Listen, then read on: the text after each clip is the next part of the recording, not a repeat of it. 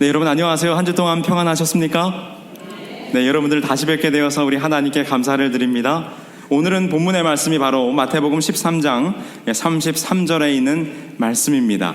또 비유로 말씀하시되 천국은 여자가 가루 서말 속에 갖다 넣어 전부 불풀게 한 누룩과 같으니라. 아멘. 오늘 예수님은 우리들에게 말씀하십니다. 천국은 누룩과 같다. 여러분, 이 누룩에 대한 비유를 여러분 다 잘 아시겠지만은 이 누룩에 대한 메시지를 우리가 더 정확히 이해하려면 왜 예수님께서 천국은 누룩과 같다라고 하는 말씀을 하셨는지 그 이유를 알아야 돼요. 왜냐하면 그 갈릴리 바닷가에 수많은 사람들이 그날도 예수님의 기별을 듣기 위해서 모였습니다. 그런데 그들의 마음속에 한 가지 드는 의문이 있었어요. 바로 그들이 마음속에 생각했던 한 가지의 질문, 한 가지의 의문, 그 질문에 답변을 하시기 위하여 예수님께서는 여기에 그렇게 표현하진 않으셨지만 그들의 마음을 다 꿰뚫어 보시는 예수님께서 바로 그들의 마음속의 질문에 답을 주시기 위해서 오늘 마태복음 13장 33절에 이 말씀을 하신 것입니다. 천국은 마치 여자가 가루 서말 속에 넣은 누룩과 같다. 그럼 도대체 그 자리에 모인 사람들이 무슨 생각을 가지고 있었길래, 무슨 질문을 가지고 있었길래 예수님은 그 대답으로 천국은 누룩과 같다는 말씀을 하셨을까요? 그날도 수많은 백성들이 예수님의 그 쉽고도 감동적인 하늘의 메시지를 듣기 위해서 모였다는 것입니다. 그런데 가만히 보니까 나사렛 그 별 볼 일 없는 곳에서 제대로 학벌도 갖추지 못한 한 젊은이가 나타났는데 그가 가르치는 말씀이 너무나 신기하고 미묘하고 놀라워서 수많은 사람들이 모인다는 것입니다. 그래서 그 자리에 어떤 사람들이 모였냐면 도대체 이 젊은 양반이 어떻게 말씀을 가르치길래 이렇게 사람들이 모일까 궁금하고, 또 그 예수님의 가르침을 마음 한켠으로는 저 젊은 사람이, 배운 것도 없는 사람이 무슨 말씀을 전하겠어 라고 하는 비웃는 마음을 가진 교양 있고 세도 있는, 소위 말해서 그때 당시에 상류층에 해당하는 사람들이 그 자리에 같이 모여 있었습니다. 그리고는 도대체 저 젊은이가 무엇을 가르치는가 한번 뭐하자? 들어보자. 그런데 가만히 들어보니까 예수님이 무엇에 대해서 가르치기 시작하셔요? 천국에 대한 이야기를 하더라는 것입니다. 바로 이 말씀을 하시기 직전에 무슨 얘기를 했냐면 천국은 마치 사람이 자기 밭에 갖다 심어놓은 작은 겨자씨와 같다. 이 겨자씨가 너무나 작지만 그것이 크게 자라면 어떻게 해요? 온갖 새들이 깃들이고 온갖 사람들이 다 그 나무 그늘에 와서 쉼을 얻게 된다라고 이렇게 말씀을 하는 것입니다. 온갖 사람들이 다 그 천국으로 모인다는 것입니다. 그 천국의 큰 나무가지 곁으로. 그래서요, 그때 당시에 그 갈릴리 바닷가에 모인 이 말 그대로 세도 있고 교양이 있는 이 상류층의 사람들이 주위를 딱 둘러봤습니다. 예수님 저자의 가르침대로라면 이 자리에 모인 사람들이 다 천국에 갈 사람들인가? 딱 둘러보니까 그 자리에 어떤 사람들이 있었을까요? 그 갈릴리 바닷가에 교육도 좀 받고, 소위 말하면 한국어로 말하면 스카이 대학, 서울대학, 고려대학, 연세대학 나오고 그래도 직장도 반듯하고 좀 배운 사람들이 모였을까요? 아니면 보니까 그렇지 않은 사람들이 모였습니까? 이 사람들이 가만히 딱 보니까 그 자리에 어떤 사람들이 모였냐면 가난한 사람들, 무식한 사람들, 옷도 제대로 없어서 거지 같은 사람들, 가만히 보니까 인상이 험상궂은 도둑 같은 사람들, 불구자 방탕한 자들, 사기치는 상인들, 할 일 없어 빈둥거리는 백수들, 이런 사람들이 다 그 자리에 모인 거예요. 그래서 이 사람들의 마음속에 무슨 생각이 들었냐면, 아니 저 젊은 예수의 가르침대로라면 이 자리에 모든 사람들이 다 천국에 갈 사람들인데 정말 천국은 이런 자들로 구성될 것인가? 이런 질문이 그들의 마음속에 생겼다는 것입니다. 대체 하나님의 나라는 이런 뭡니까? 소위 말해서 거지 같은 사람들로 구성될 것인가? 이런 질문이 머릿속에 떠올랐다는 거죠. 그래서 예수님께서는 이런 의문에 대한 대답을 직접적으로 설명치 않으시고 역시 돌려서 비유로 그 대답을 하셨는데, 그 질문에 대한 대답이 바로 오늘 마태복음 13장 33절의 이 말씀이에요. 그런 생각을 갖고 있는 그 사람들을 향해서 뭐라고 얘기하셨어요? 얘들아, 천국은 마치 누룩과 같은 것이야 라고 대답을 하신 것입니다. 그 질문에 대한 답이 되는 것 같습니까? 어떻습니까? 언뜻 생각하면 뭐 좀 엉뚱한 대답을 하신 것 같죠? 이런 사람들이 천국 갈까? 그런 질문을 했는데 예수님은 엉뚱하게 누룩에 대한 이야기를 하시는 것입니다. 제가 오늘 설교의 제목을 Heaven Salon Membership이라고 이렇게 정했어요. 네, 살롱. 네. 이제 무슨 얘기를 하려고 하냐면, 인간은 소위 다 이 사회적 동물이기 때문에 누군가 사람을 만나서 친교를 해야 합니다. 소셜이 있어야 되죠. 그런데 이 소위 말해서 이 상류층에 있는 사람들, 우리가 흔히 말하는 무슨 0.1% 안에 들어간, 요즘은 0.1% 넘어서 가지고 0.01% VVIP 이런 사람들이 있습니다. 근데 이 소위 상류층에 있는 사람들은 전체 이 사회적 구조 가운데, 이 다이아몬드 형태의 사회적 구조 가운데 상위 1%밖에 사람이 없기 때문에 이 상류층에 있는 사람들은 소위 말해서 사람을 쉽게 만날 수가 없어요. 왜냐하면 그래도 급이 맞는 사람을 만나야 되잖아요. 근데 그만큼 0.01%라고 하는 계층은 사람이 적기 때문에 서로 친교할 수 있는 사람을 쉽게 만날 수가 없다는 것입니다. 그래서 근대화되기 시작한 이 사회 속에서 1800년대 후반부터 상류층에 있는 사람들끼리 만나는 클럽이나 모임이 생기기 시작했습니다. 그것의 원조는 프랑스의 살롱이라고 하는 문화예요. 살롱. 이런 상류층들이 자기 집에 그 상류층 된 사람들을 초대해서 간단한 다과를 베풀고 그 사회를 움직이는 여러 정치, 경제, 사회, 문화, 예술을 논하는 그런 친교의 자리입니다. 이 프랑스에서는 살롱, 이 17세기 후반부터 살롱의 수가 급증하게 되고 부를 축적한 이 부르주아지라고 하는 사람들이 모여서 이 사회를 움직이는 이야기를 하는 것입니다. 근데 그 살롱이라고 하는 모임은 이렇게 오픈된 모임이 아니에요. 반드시 자격을 갖춘 초대받은 사람만 그 자리에 갈 수 있었습니다. 그래서 한마디로 말해서 잘 나간다는 사람은 다 어디에 거기 속하고 싶어요? 그 살롱 모임에 초대받고 싶어요. 그래서 그때 당시에는요, 이 상류층들이 그 명사들의 집에 초대받는 자리에 가기 위해서 온갖 인맥을 동원하고 돈을 동원해서 초대받으려고 그렇게 애를 썼대요. 그게 바로 이제 프랑스의 살롱 문화입니다. 그건 프랑스에 있는 문화고요. 영국은 특별히 이 젠틀맨 멤버십이 아주 중요했습니다. 영국에서 굉장히 오래된 클럽 가운데 하나가 바로 The Travelers Club이라고 하는 1810년대에 만들어졌는데 지금까지 굉장히 아주 상류층 문화로 남아 있습니다. Travelers Club이라고 말하는 것처럼 그때 당시만 해도 이 해외 여행을 하기가 어려웠는데요. 4개국 이상은 여행을 해야 되고, 그 다음에 일정한 부가 돼야 되고, 기존 회원의 2명 이상의 추천을 받아야만 이 클럽에 가입할 수가 있었습니다. 미국에도 그런 클럽이 있겠죠? 2009년도에 이 버락 오바마 대통령이 한번 그 만찬에 참석해가지고 이 회자가 됐던 이 알파파 클럽이라고 하는 클럽이 있습니다. 이 알파파 클럽은 아주 미국의 사회를 움직이는 정재계에 있는 이런 고위 사람들이 모이는 그런 이 나눔과 기부의 단체예요. 이 알파파 클럽에서 하는 일이 있답니다. 모이면은 다음에는 미국 대통령이 누가 될까 모의 선거를 한대요. 자기들끼리 재미로. 근데 거의 그게 맞는답니다. 네. 레이건 대통령이 선출될 때도 그랬고, 조지 부시가 선출될 때도 그랬고, 하여튼 뭐 부자들끼리 모여서 그렇게 하면서 노는 모양입니다. 어쨌든 여러 다양한 이 한마디로 말해서 상류층들의 클럽 문화가 있어요. 뭐 저 같은 사람은 감히 뭐 상상도 할 수 없고 뭐 문턱에도 갈 수 없는 그런 것이죠. 근데 소위 말해서 그런 상류층에 있는 사람들이 그 예수님의 가르침의 자리에 있었다는 것입니다.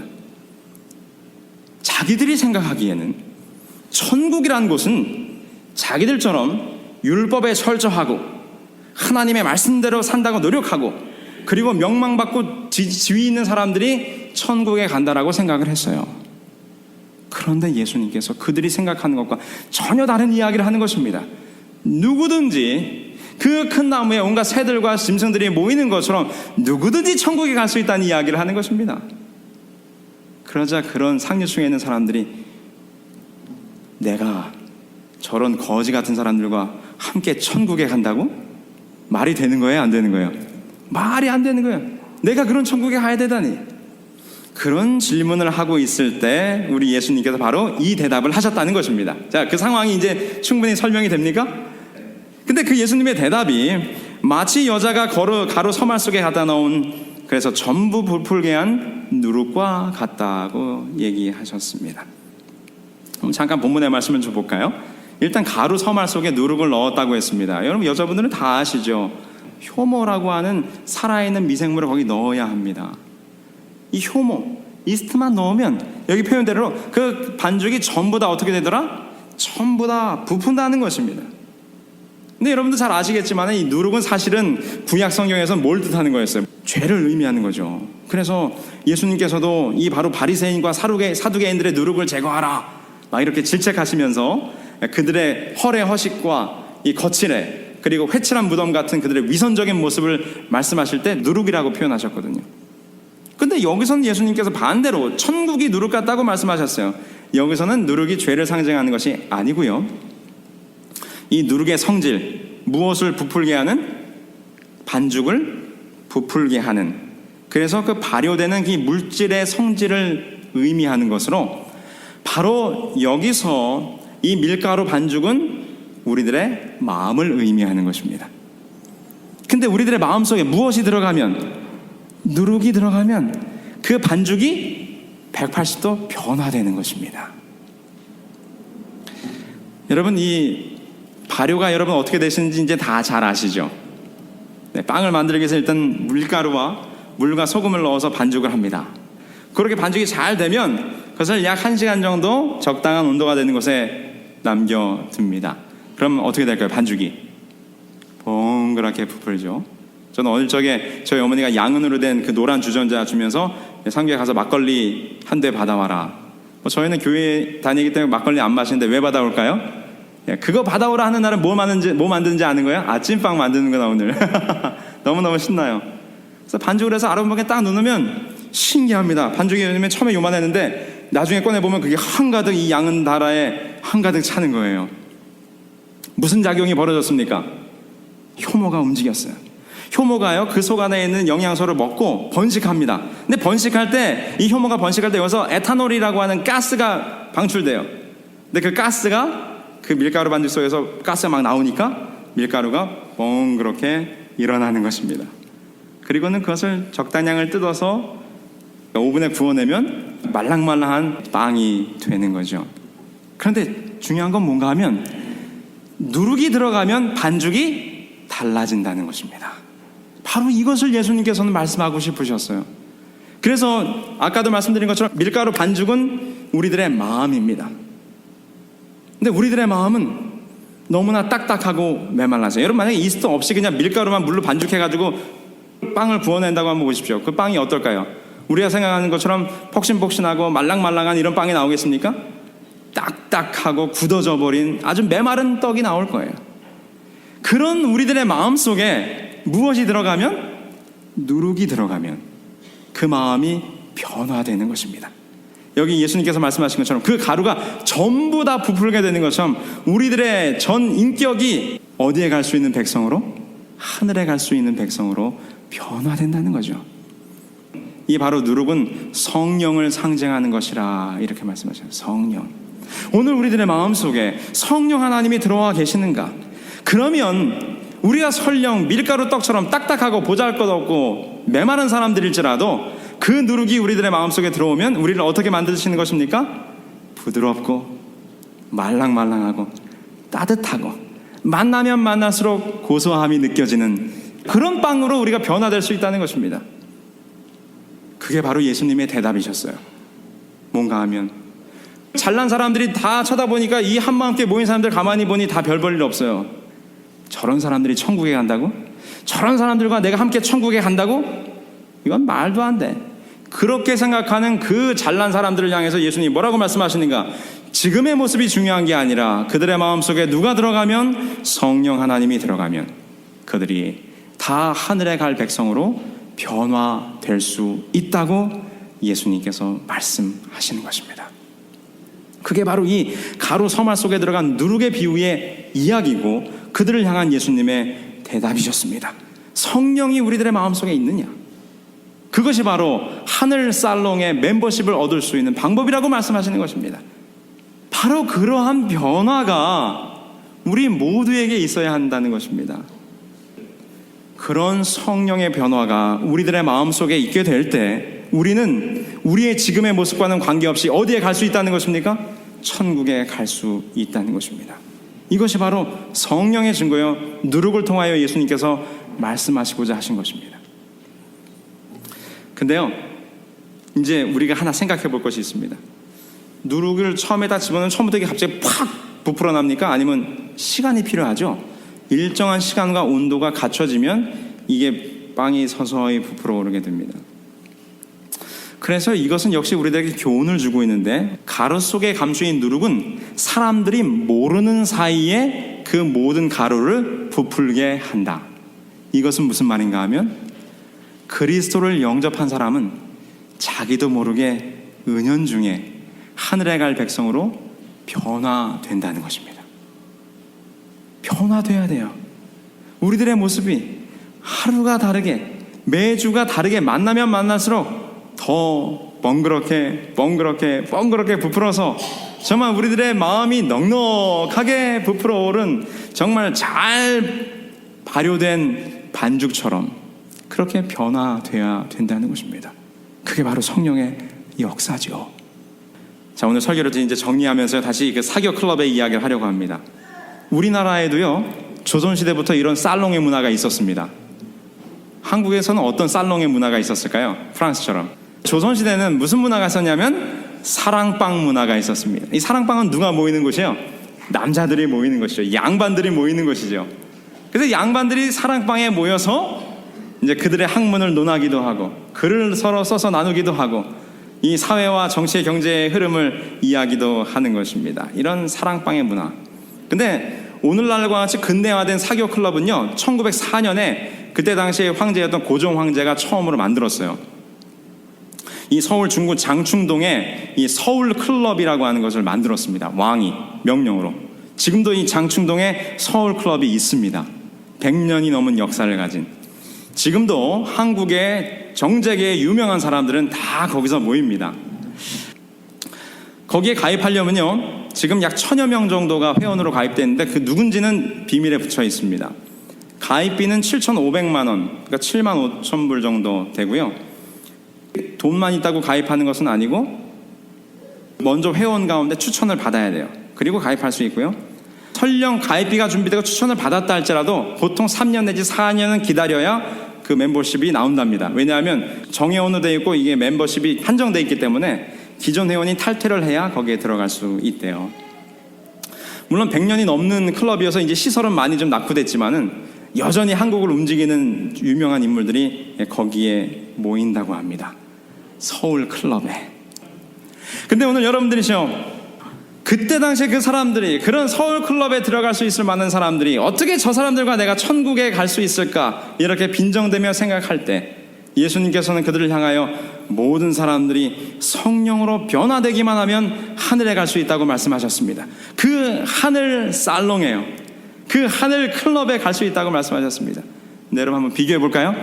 이 땅의 그 서울 장충동에 있는 서울 클럽하고 하늘에 있는 하늘 살롱, 하늘 클럽하고는 여러분 시설이 너무너무 차이가 납니다. 거기 보면 레스토랑, 수영장, 테니스장, 어린이들을 위한 놀이터, 여러 시설들이 그 안에 있대요. 근데 여러분 한번 생각해 보세요. 우리가 갈 하늘 살롱은 어떤 곳입니까? 최고의 생명강 스파가 있습니다. 네, 한번 들어가기만 하면 모든 피부가 젊어지는 황금의 저택이 있습니다. 그리고 온 우주를 여행할 수 있는 프리 티켓, 네, 프리 에어라인 티켓, 뭐 에어라인뿐만 아니라 스페이스 라인 티켓이 있습니다. 온 우주를 여행할 수 있고 온 우주적인 사람들과 교류를 맺을 수 있습니다. 정말 최고의 클럽 아닙니까? 그리고요, 여러분 클럽에 가는 가장 중요한 이유는 누굴 만나러 간다 그랬죠? 사람을 만나러 간다 그랬어요. 인맥, 높은 위치에 있는 사람을 만나서 사귀려고 가는 것입니다. 근데 이 하늘 살롱은 바로 최고의 인맥을 만날 수 있습니다. 누구를 만날 수 있는가? 바로 온 우주를 창조하신 하나님, 예수 그리스도를 만나서 그분과 함께 대면하여 대화를 나누고 음식을 나누며 교제할 수 있는 최고의 클럽이 바로 하늘 살롱, 헤븐 살롱이라고 하는 것입니다. 여러분, 우리 그 살롱에 다 가셔야 되겠죠? 그 하늘 진주문이 쫙 열리고 특별히 초대된 멤버십을 가진 분들만 그 자리에 초대될 것입니다. 근데 그 멤버십의 기준이 이 세상의 것과는 다르죠? 여러분, 돈 없으셔도 되고 학벌 없으셔도 되고 지위가 없으셔도 됩니다. 무엇만 있으면 됩니까? 여러분의 마음속에 성령 하나님을 모시고 변화된 품성만 있으신다면 그것에 갈 수 있다고 말씀하십니다. 우리 사랑하는 한마음교회 성도 여러분, 우리 곧 그 하늘 살롱에서 함께 만나게 되길 바랍니다. 하늘 살롱의 그 생명강 스파에 앉아가지고 그 생명수를 마시고 그것으로 스파를 하면서 지나온 과거의 옛날 이야기를 함께 추억하며 한마음교회 성도들이 교제를 나누고 친교를 나누는 그 하늘 살롱을 기억하시고 그것에 함께 들어가시는 저와 여러분들이 되기를 간절히 바라겠습니다. 아멘.